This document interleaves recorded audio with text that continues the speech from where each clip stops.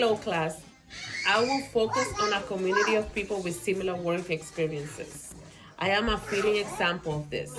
When my parents decided to move to the United States, it was a decision made by my parents and I couldn't say otherwise. I was 15 years old. I was still in middle school back in the Dominican Republic.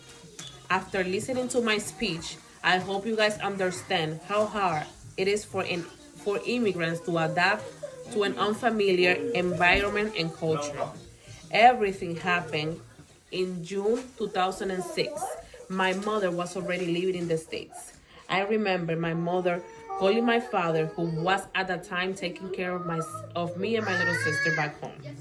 The news didn't come to us right away because my parents wanted to prepare us for the big news.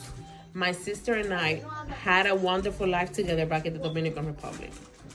We didn't have much back home, but for as long as I can remember, it was perfect. Back in the Dominican Republic, I remember that I used to dance ballet. It was my favorite thing. It was my favorite thing to do after school. This was one of the most important things that I have to leave behind when we moved to the United States. Moving to a whole different country meant that we have to start from zero, but not leaving behind the fact that I have to learn a new language, start in a new school, make new friends. It was very scary just to think about it. The most important thing here was adjusting to a new world, like I used to say, but it was not that bad after all.